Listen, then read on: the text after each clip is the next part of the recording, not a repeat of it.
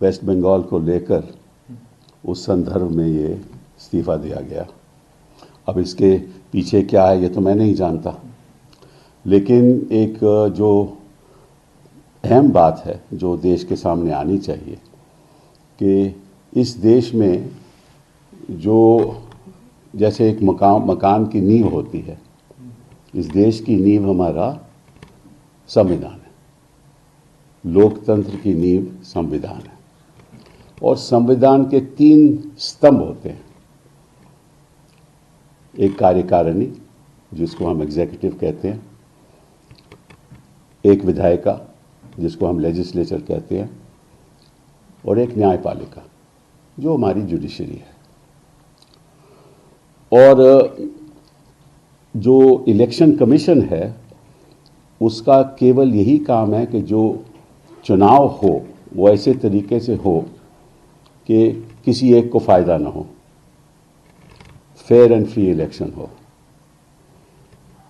और जिस तरह से चुनाव आयोग पिछले 10 सालों का अगर उनका मैं रवैया देखूं तो ऐसा लगता है कि वो सरकार की एक बाँह है, आम है सरकार की। मैं जो सरकार कहती है वो करते हैं, और ऐसे ऐसे लोग वहाँ बिठा रखे हैं जो सरकार के इशारों पे चलते हैं। ये मैं नहीं कह रहा, ये जनता का मानना है। और जो हम जनता से, आम आदमी से बात करते हैं, वो जाहिर है कि सभी यही सोचते हैं कि ऐसा क्यों हो रहा है। उस संदर्भ में अरुण गोयल जी का इस्तीफ़ा देना एक अपने आप में महत्व रखता है।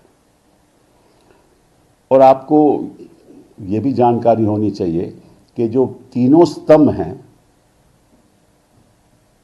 जिससे लोकतंत्र मतलब कि जिंदा रहता है, वो तीनों स्तंभ इनके हाथों में है।